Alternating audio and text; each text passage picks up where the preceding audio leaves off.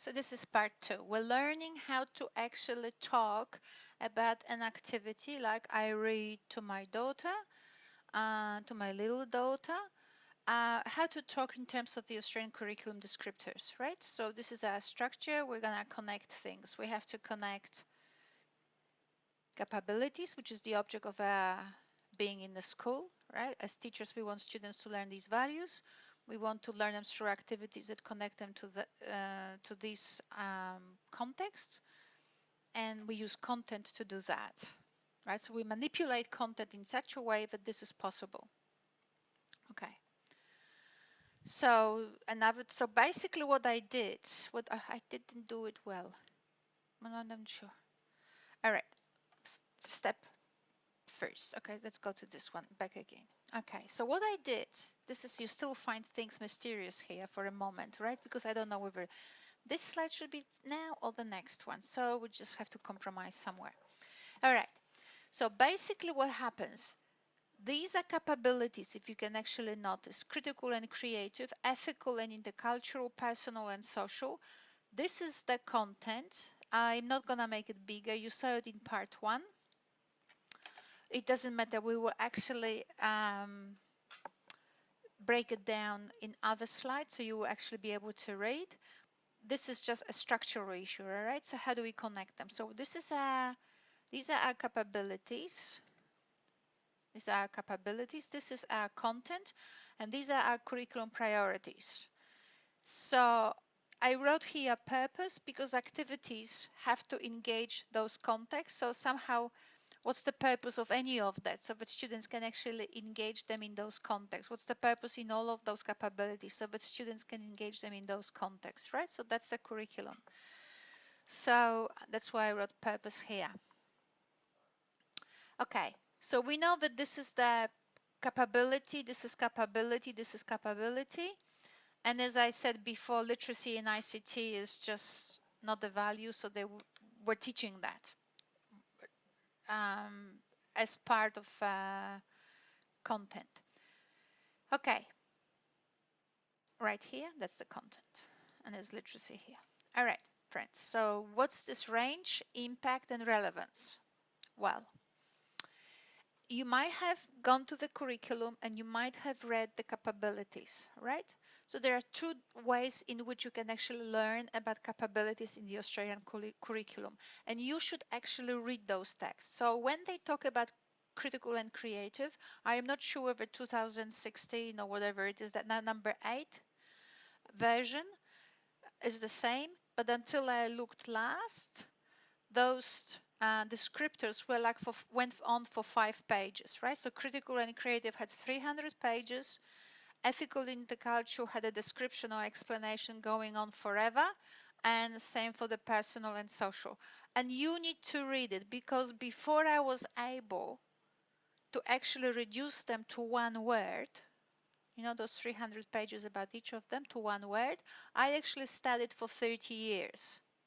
So it doesn't compare with what you have to do, which is to actually go and read what the curriculum says about those capabilities.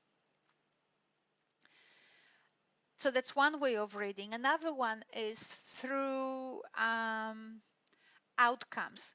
If you go to the curriculum and you actually get the specific outcomes, each outcome in the curriculum has a descriptor that connects you to different capabilities. So you can have a look there too. But those things don't have descriptors. They just have, oh, this one probably connects to this one, this one. So it's like a structure. I don't find them interesting, but you know, people created those descriptors, organized them in a structure. Maybe they're useful. It's okay. So it's another way to double check yourself, right? But at this very moment, what we're interested in is that you actually read up something longish. So please read about those capabilities, and you will see why I have reduced them to just one word. So what did I say? Critical and creative. In our collaborate session, we have actually spoken about being critical, what it meant, because the conversation actually led us there. Critical. Critical is about what? You can't be critical unless you know something. right? But if you know one thing, you can't be critical. You're not just biased, you're myopic, just to put it gently, right? So if we tell a person this is how it is, this is how it is, what are we creating out of the person? A follower, right? It's very dangerous. So critical means ab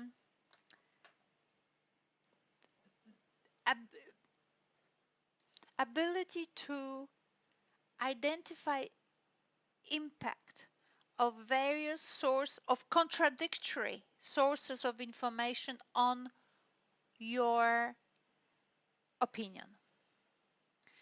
But there is more to it. A person who actually has a critical ability, that person actually intentionally does this, right? So critical requires an intentional attempt to gather information that can potentially endanger your belief so that you can come up with a better informed belief. You get it? Intention is important because as I sit here and I scroll through Facebook, do you think that I'm critical? I might say, oh, I disagree with this, I agree with that, I disagree with this, or I don't like this person. Right? That's not critical. That's just a reflex, a response, immediate response. But what critical means, it's intentionally seeking information that adds perspectives to your initial assumption so that you can actually endanger it even, and as a result inform better. So those perspectives can actually impact on your initial belief. The reason why I'm spending so much time on describing this is because in order to actually be critical, you have to actually gather. You have to have more than one thing, right? So that's why we wrote above critical, we wrote the word range. You need a scope, you need a range of things. You need to actually have many. So before we discuss implications of it, we just need to agree on the terms. So critical means a range, intentionally going after something. Now you notice that I put the critical and creative together because you can't be creative unless you have something to play with. Right? So when you actually teach, and that's the purpose from which I was writing these explanations, that they are written from the perspective of pedagogy. There is a reverse way to go into it through assessment, but I will do it in module 6, not today. So from the perspective of pedagogy, if you want to enable your students to be critical participants in the society, you have to expose them to more than one, more than two, more than three, whatever it is, right? So students have to have access to a number or a scope of things, a number of things, so that they can actually evaluate and assess the impact on their own initial perspective. So that's why range. Range is important. Range is important for critical and for creative. You can't be creative with one thing. If you lock up a child in a room for 3 weeks, with nothing in it, not only you go to prison, but you know that they won't be creative. And if they are gonna be creative, that's gonna be very limited, and sooner or later they will have a mental illness, right? So creativity, just like critical thinking, they're not much far away from one another. They're all about intentionally seeking out other different sources of information that can impact on your belief differently so that you can evaluate and do things differently. Now, actually, critical and creative are connected to ethical and intercultural, because what they say is whatever sources of information you have identified, what picture of the community do your selections or does this range actually reflect? For example, when I went to Cambodia, as I explained in the collaborate session, when I talked to the international school there in Phnom Penh, they put me in the room where the carpet was really just specially designed for children.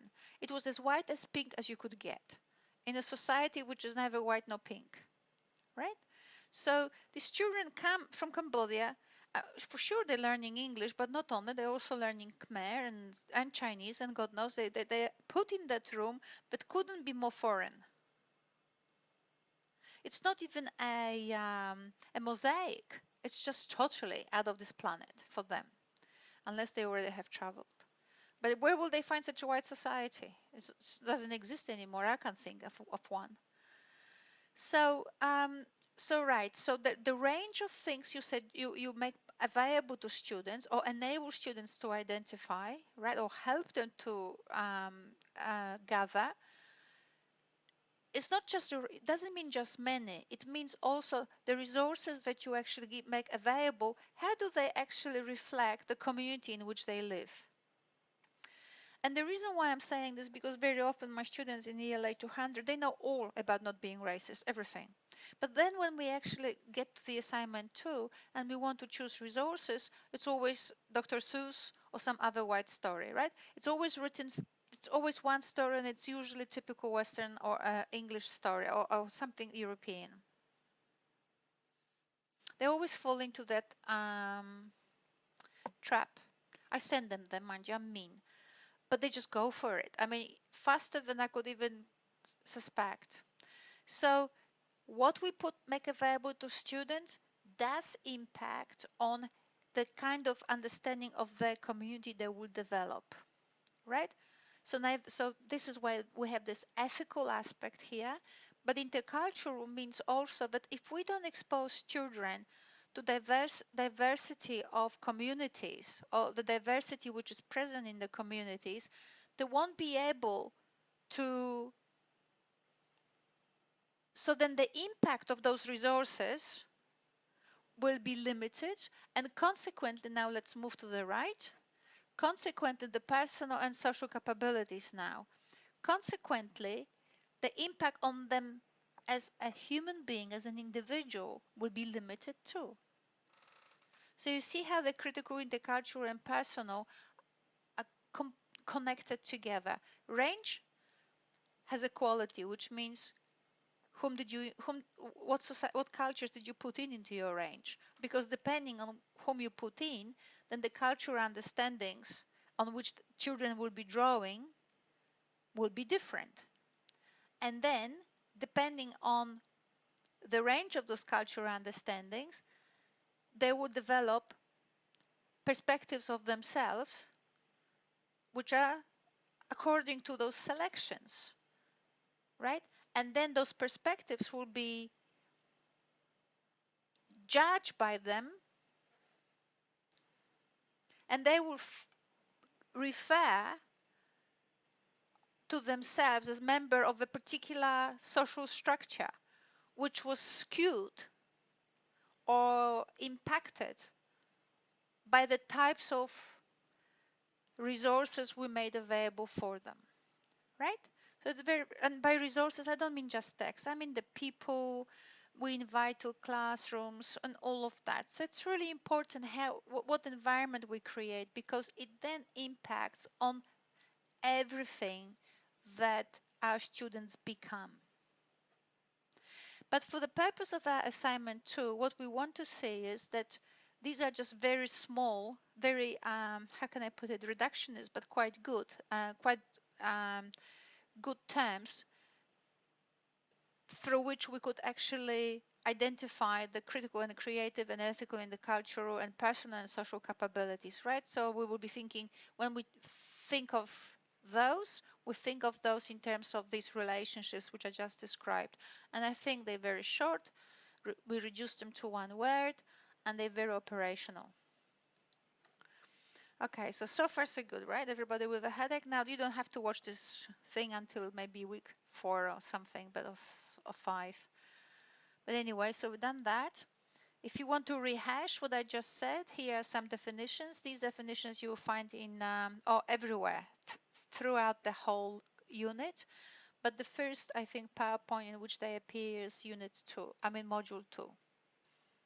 So this is the headache number 1, right? So if you thought until now was complicated, which I don't think it was, so here's the headache number 1, which is still very simple, but just looks so different from, and I fully appreciate that you haven't seen it, but it's gonna get easier. Don't worry, friends. This is just a couple of slides that kind of like a bit like mathematics, but it gets easier. Okay, so what do we have? We have a few things here that are stable, right? we already had them in the other on the other slides. So we have those capabilities here. Oh, look at this there, and then we have those activities here, right? The purpose here, and here is our content. So what we had in the English curriculum, I'm just sticking to English curriculum at this very moment because it's the safest.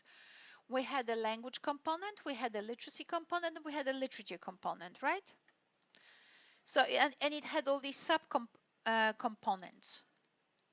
So what I'm saying is that when we teach, oh look at this, something happened here, terrible. Oh well, I didn't want you to see it. There's a connection. Well, since you saw it, I might speak about it a little bit, but it's not relevant for your assignment. Not assignment 1, but it's relevant for assignment 2. So I'll just leave it there open because the devil came out of where does the devil in English come out from? Anyway, there it is. Okay, so or maybe we will close it for now because some students are gonna get confused. So just close it for the moment.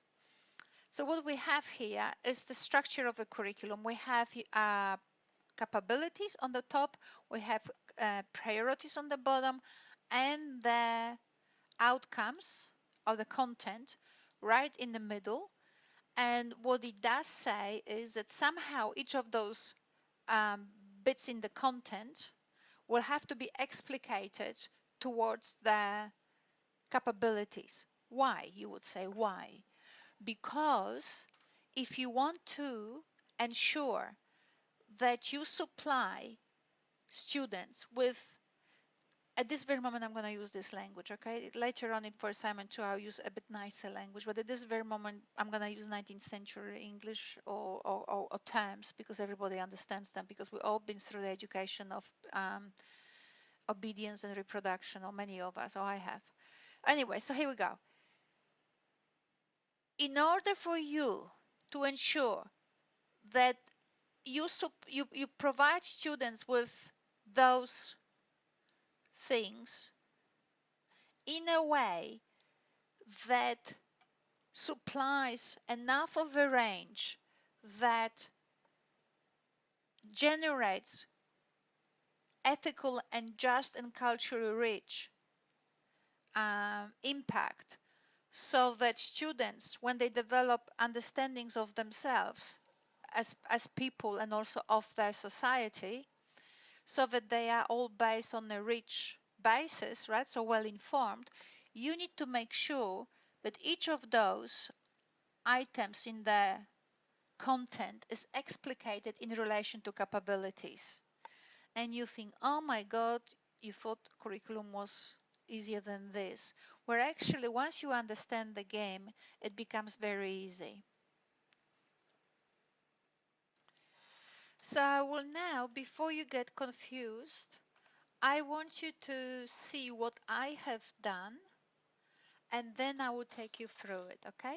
Now we have to think now, in this very moment, whatever we do, but this is created for assignment 1, and from the perspective of pedagogy, which means what kind of things are necessary in a literacy-rich or literacy-inducing or inducive environment, right? So that's what pedagogy asks. What's needed for our students to succeed? Because it's a portfolio, which is something you actually, it's for an assignment which requires you to reflect on yourself. That's different. There will be some things you will notice that will be different, right? Because what you do at home, what you do yourself, you're not responsible to the curriculum.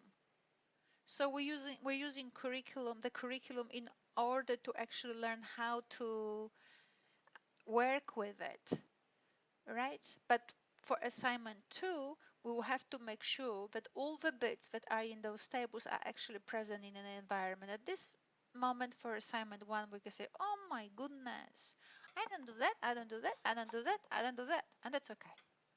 Okay, so this is what I prepared. I'll just take you through it and then I'll take you in detail. So that's something about language. I have unraveled that. Now something about the literature, and then something about literacy, and more about literacy, right? And notice that a lot of those things here are written in the form of question. And why do you think so? Because when you create an environment, you need to think for yourself.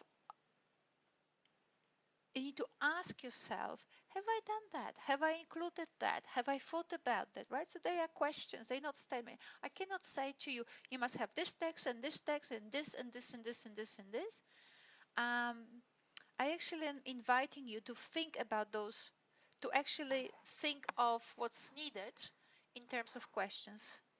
So let's have a look just in terms of language. Okay, so I looked at that English language structure or English subject, and I looked first at the language. And this is like about the third version of this PowerPoint that I'm presenting to you, because every time I write, I can see that something might have not been said as clean as I could have, but it doesn't matter. Let's have a look what we have. So in terms of range, so what do we have? Language variation, right? We have in the range, and we have language variation in impact and language variation in relevance. Oh my goodness, so we are looking now at the outcome of language variation and change through the perspective of those three capabilities.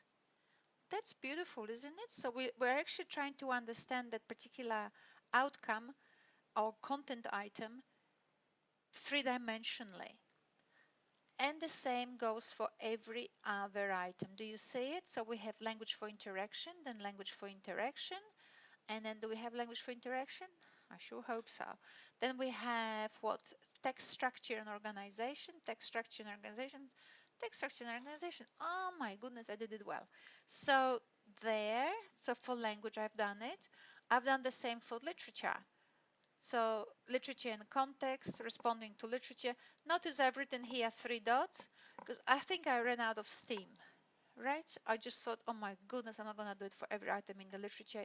You guys can actually, if you want to look at it, you can actually make it up because I've unraveled every other, just didn't finish with the literature. Okay, so literature and context, and literature and context. Lovely. And then responding to literature, right? So each of those content areas is related to the capability. And we will see how that refers to those. And in literacy, the same. Text in context, so that's literacy, interacting with others, and then interpreting and creating text. Interpreting and creating text, Wow.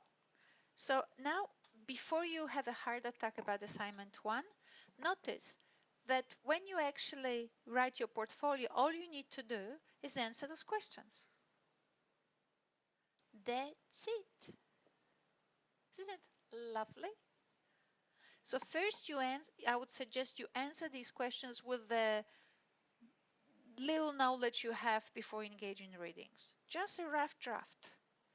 How do I, so for example, in literacy, interpreting and analyzing, it says, do you engage texts that allow you to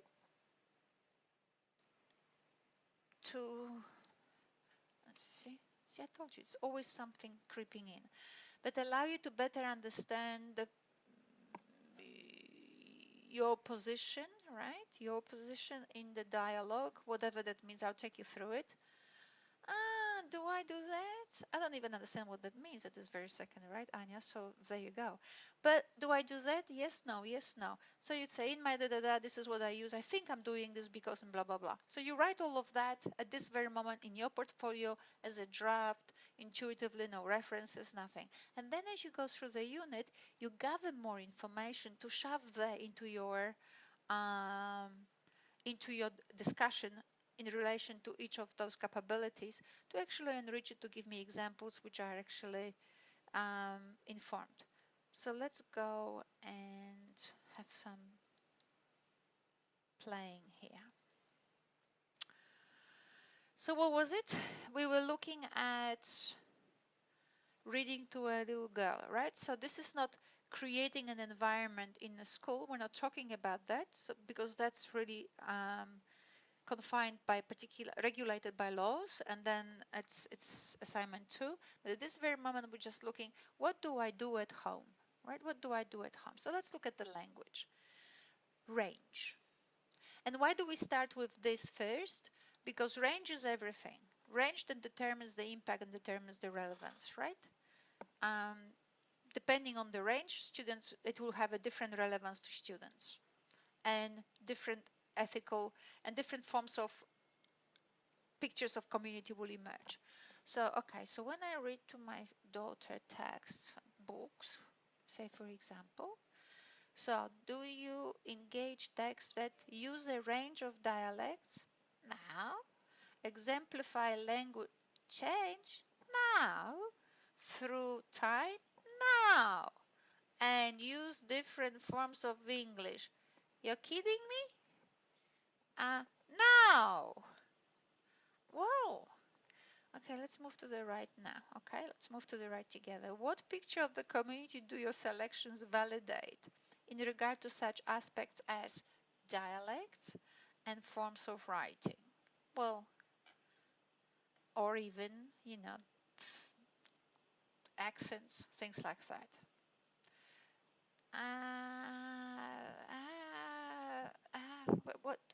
What community do I look? Look, Anya. Look, Anya. I was born in Australia. I give her the text I read when I was little. They were good. Uh, now they were not written in Gothic. She's too little for that. And what else? What does the shit want? Language change.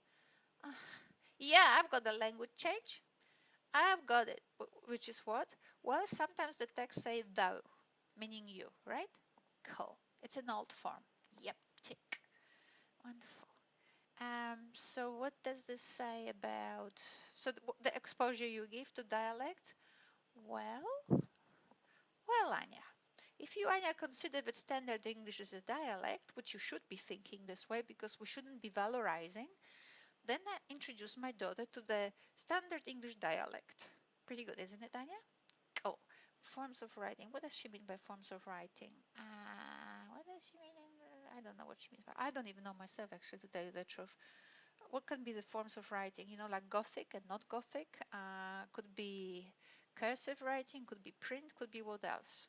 Um, indigenous writing. You're kidding me. Oh my God! Like what? Well, people. What do indigenous people do? I don't know.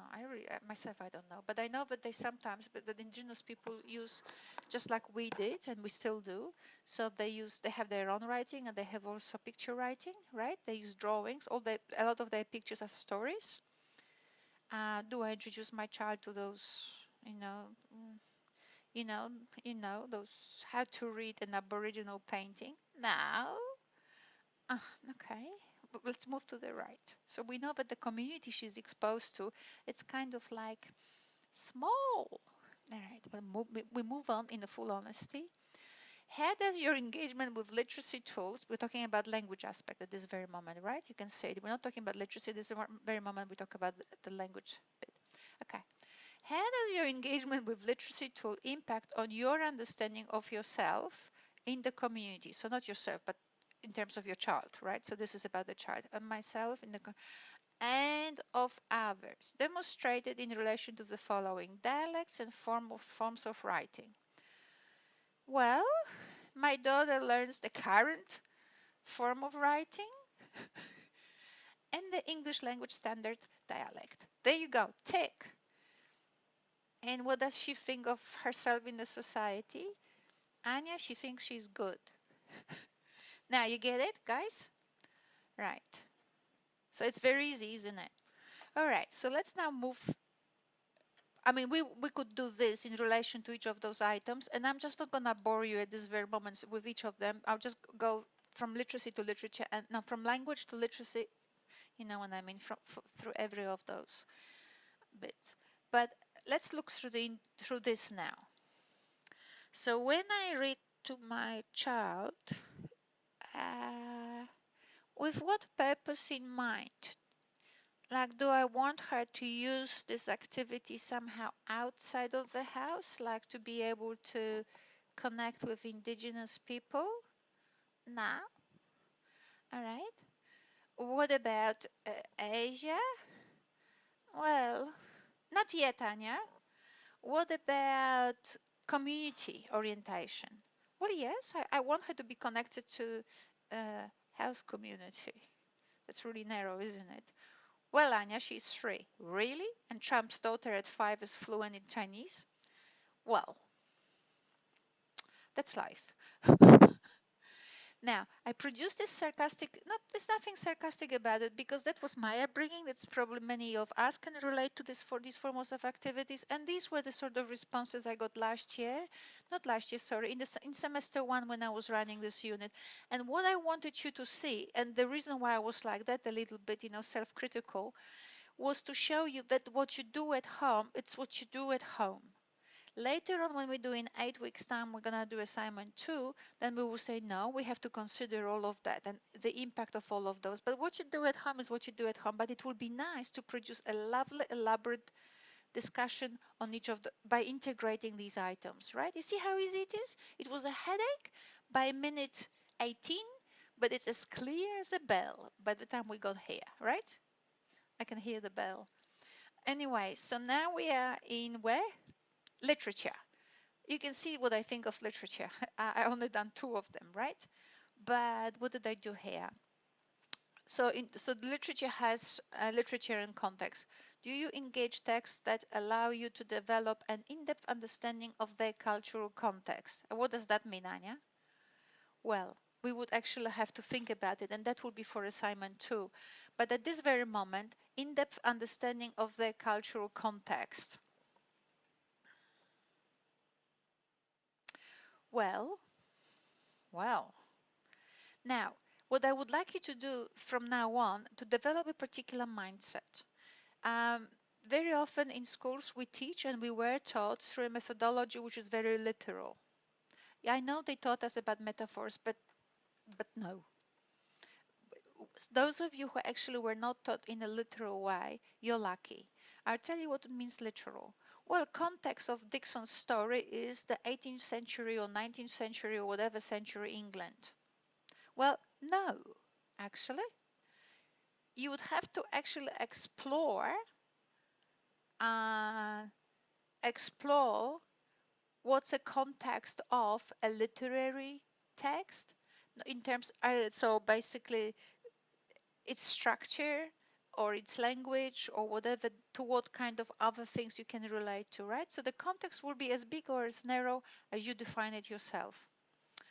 Well, okay, so there, Anya, you made it really difficult. Now let's look in the impact. What picture of the community do your frames of reference, the things we have identified here. So now we're looking at literature and context from the perspective of the community. So let's look at that. Let's be brave. What picture of the community do your frames of reference validate? Consider your response in regard to such aspects of text as frames of reference in relation to which cultural context is framed and evaluated. Well, well, Anya, Dixon's story, cultural context. Well, well, well. Some of you might have a knowledge about that or not, but you can see that when we now try to dig deeper, it becomes a little bit challenging, doesn't it? Like, what do you mean by frames of reference in relation to which cultural context is framed? Well, how big is our community? What is a text? Uh, you know, was the text that Dixon was producing, Dickens, sorry, he's not, I'm Polish, so I'm sort of a bit sort of, I borrow your references. So was that part of a bit of a novel? Was it like a old concept, new concept? What was the structure wise? To what kind of community did it belong? What kind of texts were actually at that time in England or in UK, whatever back then it was called? Was it like a high class text, or did the proletariat people, did they have text? Did they read? Actually, they did. A lot, in fact, in spite of what people actually say. Chomsky calls them proletarian autodidact, and the person who teaches himself. Yeah. Anyway, so basically, so you look at the structure and the language he used, and you actually have to relate it to different communities. So you look to what communities he related himself against, what communities did he move away from, and so on. So these are the sort of analysis. You don't have to do it for this assignment. You can actually even, just bypass it, the literature bit or not, but because we're actually looking at literacy mainly, we could look at literacy and language, but if you want to analyze it a bit more detailed, then there you go, this is how you do it. So what's the next one? Responding to literature. Okay, so let's look in here first. How does your engagement with literacy tools impact on your understanding of yourself in the community of literature text? Shouldn't it be literature text? That's what it should be. Looking about literature on your understanding of yourself in the community and of others. Well, the text I choose for my daughter was this and that and that, right? So how do you now see yourself as part of what community, what understanding of yourself do you develop? How narrow is it? How informed it is? All of that. So the same questions as before, because it's all about the personal and social, but in terms now of the literature choices. Now, I've done the same for literacy, but first I wanted to actually unpack a couple of things, and I'm going to spend a little bit more time on the literacy bit. Remember how I was saying I want you to think of, like you probably have done some subjects before me, and you were learning about this concept of construction. Students construct. I have to tell you that that term construct has to be actually deconstructed or unpacked. But if we were to use it and run with it, I would like you to know that we don't just construct meanings or construct things. We also construct the concept of a context, because what's context for you, it's not the context for another person. And we were looking at the language item and at the literature item, and we were saying is that exactly how, in relation to what type of a community did you actually identify the features of the context, and as a result, what kind of self are you creating in relation to what kind of society that you think you are part of, right? So all that work we've done thus far was to make the argument that there is no context. It's the context that you build in relation to the range of the selections that you draw on, right? Or that the teacher makes available. So that's why I wanted to talk about the text, just in those 2 points. So the text is not the context. The context is your understanding in relation to the selections you actually drew on. So to be effective, so when you create text, or when you try to understand text, what you need to do is actually expand the range, and not just do more of the same, but actually expand and to intentionally look for things that can actually endanger your sense of comfort. So the same you do with children, with students, and so on. So this is this thing about to be effective, you need to identify the right tools, and for that you need to actually go beyond what you know and explore what's out there. Right, I'm just wondering why I wrote that second point, but I think that in relation to the first point, all I was trying to say here is if you want to understand where you are, you have to understand where you are, right? Because otherwise you're not effective. Otherwise you just act myopic. People say silly, where did you get it from? Or you are offensive or something if you're not actually if you're not considerate. So you need to build this You need to have it expanded. And this one I wrote here, it's all about basically tools for expansion. You just need to actually have an exposure. I think that's what I meant. Sometimes you write these things and, yesterday they made sense, today you sort of make. But anyway, let's write with the yesterday sense, right? And see what we will get out of it. So in terms of literacy, what we have here is text in context. Then we have interacting with others. You can see that those things I carry over to those other capabilities. And then we have also interpreting and creating. Okay. So let's stick with the text in the community.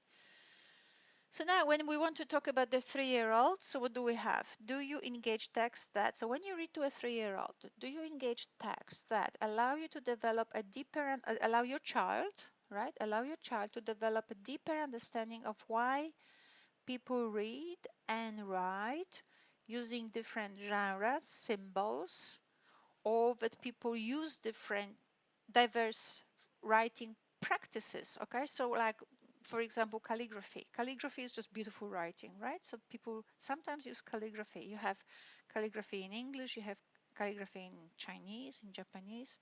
Sometimes they write right to left, really, including also aspects like including who is allowed to read and write. You know how in some communities in the world, women especially, there's something about women, that we're often not allowed to do things. It's bad for us, someone says.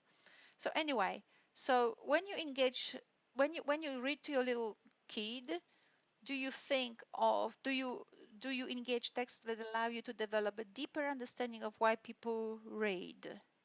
Do you? How do you do that? It'd be good to explain, right? So when you write in your profile, say, I do that, and I do that by what? Well, okay, so these are the sort of nice questions, right? Because a lot of that stuff is gonna come out through the content of units. But these are the questions we need to ask ourselves. So do I engage texts that allow her to develop a deeper understanding of why people read? So do I read to her just read, or do I allow her to understand better why people read? Well, yes, I do. We have fun together.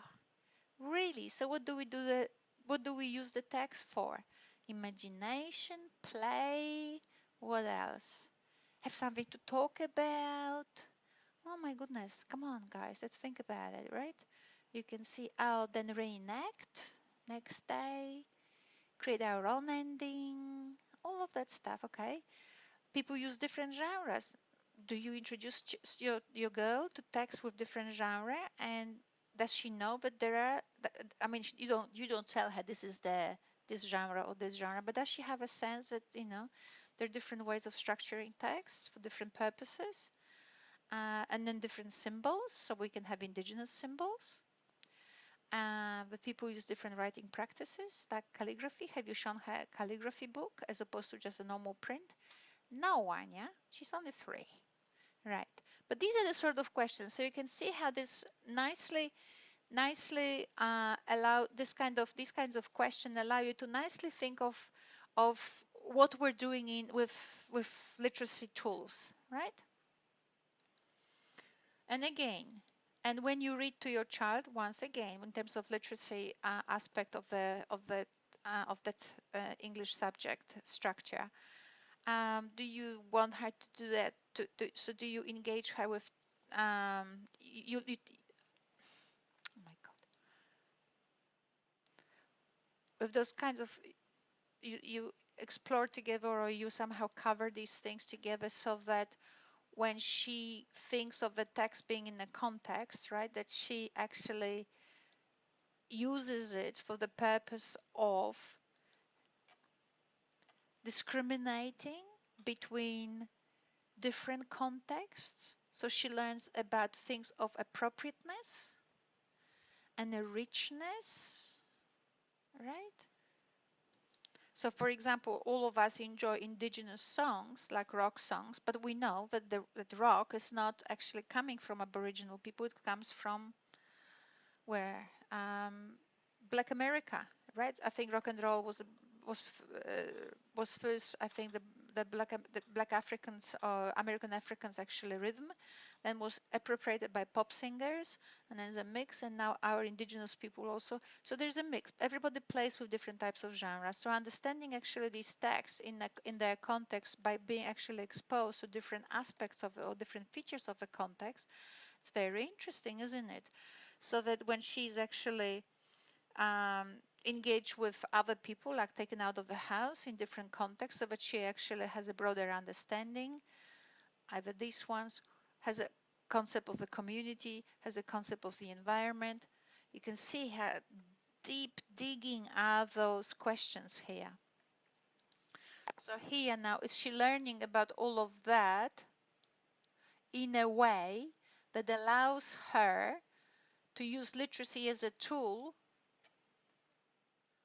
for building community capacity? I'm introducing these words on purpose. I know some of you know them, and for some of you, especially younger students, probably, I don't know, but I assume, because that's my history, my personal history, that they would be foreign concepts, so I explain them. So literacy as a tool for building community capacity, so a cultural capital. What community capacity is, what can you do? What can you do? It's capacity, what, and then, and and a social capital, which is cohesiveness. Social capital is, are we together? Are we working together? Are we connected?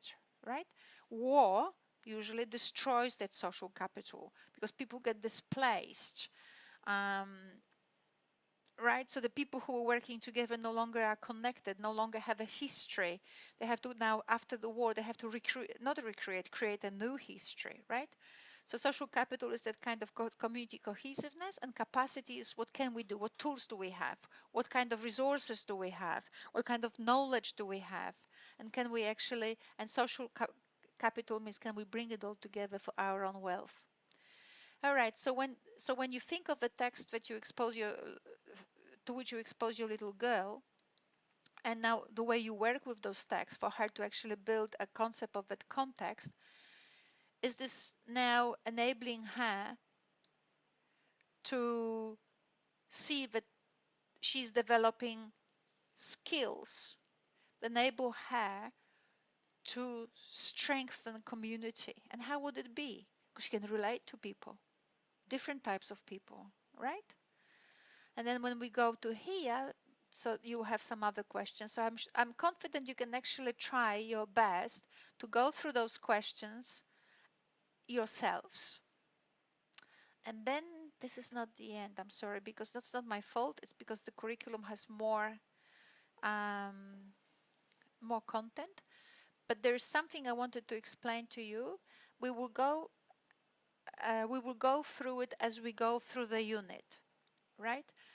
And you do not have to believe me, but for some reason, at least for today, for the purpose of the assignment, I need you to actually somehow understand it. And we unravel it, as I said, later on. It is not true that we comprehend text. There's no such a thing like comprehending a text. Now you can start being surprised. Although I feel that sometimes in summer semester I get quite revolutionary students, but let me just explain it to you very clearly. Nobody just reads a text, right? When you read the text, whatever text it is, you always know why you're doing this. Always. Even if you don't know why you're doing this, you kind of have a vague idea that I'm doing this because I don't know what I'm doing, or I'm doing this because I'm bored, or whatever. So you always, so act of comprehension is not actually deciphering words and connecting them in logical, grammatical relationships. If it was the case, people like me would have had no problem with comprehension of English text, because I have a pretty good vocabulary in English and I have a relatively good operational functionality with grammar. And yet, I've been in Australia, you wouldn't believe it, sorry for my accent, I've been in Australia for 31 years, minimum. Soon will be 32 on the 6th of January. And I still have a problem. Forget the accent. This is my like fifth language or something, or fourth. But I still have a problem which all foreigners have, which is a text can be written up. I understand every word, I understand all the grammatical relationships, and I have no idea what it says, right? So we all people who are foreign to actually English culture, that's what, or the culture from which the language is actually, from which the text is actually drawing on, we have that problem. And you would have the same problem too if you actually went to England or to some other place, South Africa, where you actually don't know the culture. There will be statements that you'd have no idea how to work with them. So when they are diluted and mixed up with the general sort of more popular English, then it works. But when it becomes idiosyncratic, it's getting harder. So as you enter in a context of reading, you need to know your role in that context. And it's not very easy. Sometimes we get emotionally so pulled in one direction. That's why people scream at each other, or they have very strong ideas or whatever, right? Because sometimes it's an art to actually assess your role in a, I call it a dialogue, because it is a dialogue, right? When you pick up any text or when you listen to someone, doesn't really matter. When you read for pleasure, it's a dialogue with an entire context of which this text is the outcome. So it's between you and the entire context of which this text is the product. So it's many people, every text. I mean, this looks like a one sentence, right? Or not even a sentence. And it looks like it's between you and me. But in fact, that's Bakhtin, that's Anne Friedman, that's Derrida, and I don't know who else is here. So many readings I have underneath these little statements. So many great people who work in the field of semiotics, which is understanding meaning, right? So you are actually not just talking to me now. Bourdieu you are talking to as well. So a lot of people actually have written this little thing, or at least I claim, because I drew on them. So you're reading this, you're entering in the dialogue, not between you and me, but the field of education, because you think, oh my God, what does this mean to me as a professional? And also with Bakhtin and Derrida and Bourdieu and Friedman and all these other people.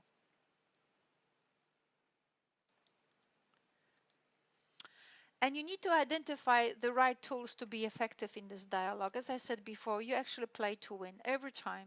So if you read for pleasure, you just need to have particular disposition and particular selections you make, which will be good for you to read for pleasure. If you want to read to identify more information on a particular thing, right? So there. So you play to win. So you need to understand your role, and you actually need to be able to make the correct choices. So I'm focusing on this because the other literacy that we were talking about, that content of literacy, was more about the text and like, what was it? Text in context or interacting with others. But this one is more about comprehension. So in terms of the range, interpreting, analyzing, and evaluating. Sure, it's evaluating. It doesn't matter really, right? Okay, so allow you to, do you engage text when you read to your 3-year-old that allow you to better understand her position in the dialogue of which the text is a part? What does that mean, Anya? Well, when you read to her Dr. Seuss, for example, allow her to better understand her position in the dialogue of which the text is a part. Well, let's have a look to the right, okay? So we will look at the interpreting, analyzing, and evaluating. So what picture of a community do your selections, the range, right, validate in regard to such aspects of text as? People use literacy as a tool for building community capacity. Okay, so back again to that, right? And okay, so how do we connect it now? So we have impact, like how do these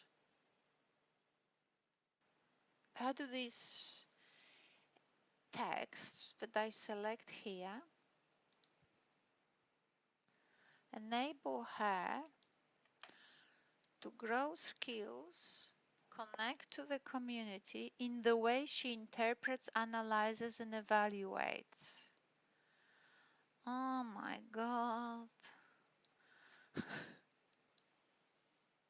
You can see how beautiful it is, even though it does become a bit complicated because she is in a dialogue, right? So when she's reading, she's not, and that's the thing. Very often we get seduced by the idea that the book that we read is it's just dialogue between mom and the child, and they use a text to be just a dialogue between the mom and the child, but it isn't, because when we read, when we interpret, when we analyze this text, we position this girl, this little girl is learning how to position herself in the dialogue.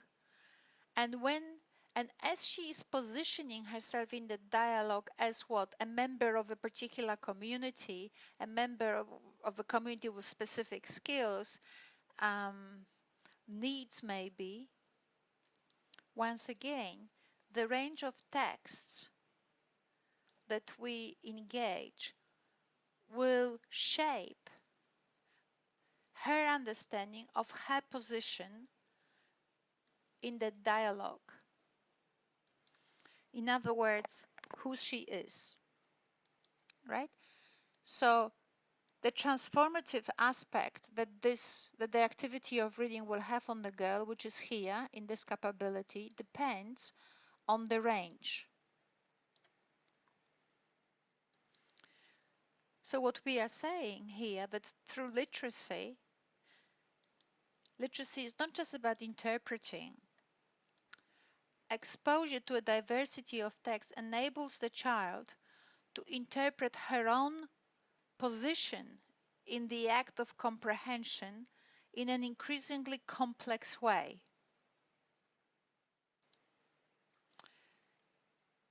So she develops then greater skills because she is building her own knowledge of, of factors that actually shape her position in the context of interpretation. So you may ask, for example, so I thought to myself, what kinds of positions this could be. So, for example, through different texts, she learns about perspectives through which she interprets and who she actually then, as a result, becomes. So there could be some text that she interprets, evaluates, and analyzes from the position of just a child wanting to have fun, right? It's just nothing wrong with that. Or maybe wanting to take action. You know, today we're gonna explore different types of thank you cards so that we can send a thank you card to grandma. So take action. Play with others. Today we will read different, I don't know, we will explore different posters, or we will explore different things so that we can join other children in a rich way. I wrote here also help others, so you can think of examples of different texts that you can actually explore with your 3-year-old in order to actually do things for others. So not just thank you cards, which was kind of like take action, but maybe help others, like do something for children in a hospital, or do something for children in a community, right? So different texts will allow her to explore herself in the dialogue with texts. Now, sometimes as a person who seeks fun, but sometimes someone who wants to actually do a constructive action and will evaluate different texts from the perspective of how can I contribute to something worthwhile. Now, still we would need to, in terms of a selection of those texts, consider the community, right? Because we don't want the child to actually develop a perspective of, basically here in this regard, develop those positions, but by actually using a narrow, when we teach, we don't want the child to develop to act from a narrow perspective of her community, but when it is you, or when it is you reading to your child, and a child is 3 or 5 or 7, it doesn't really matter. Don't think that there's any political correctness involved here. What you can say is that maybe with your child you actually didn't think about it. But the way we're working today is actually to see how much we could actually integrate into this content, and because the capabilities are actually inviting or drawing this out of us. You can see here that I talk about creating text as a response. We don't just, and this is very important because it, for many reasons, but one of them is theoretically it's very important, right? And when you get theoretically things right, you get actually things right all over the place. But so because I see that act of reading as act of participating. An act of participating requires me to understand my role in the communication or in the participation, but also every time I act, my action is a response. That's actually Mikhail Bakhtin. He was contemporary to Vygotsky, but universities in education especially, not many of them actually touched on Bakhtin because he was more interesting actually. That's probably why. But so what he's saying, every time he produces a text, every text is a response. And you know that because you talk about audience, right? Considering the audience. You don't just write, you consider things. So if you do consider things in your text or in your response, then do consider all of that, right? Whether, what picture of the community you draw on in order to actually create your informed responses, and therefore what kind of transformative conditions you create for yourself or for a person, or for a child, if we're talking about reading to children, in relation to what kind of society, which is her reference framework. So you can see that was a lovely exercise. It only took us an hour, which is quite doable, right? No problem. And we could think now about the curriculum in a different way. We're thinking that these questions of a range and impact and relevance give us 3 dimensions from which we could actually interpret all of that content detail.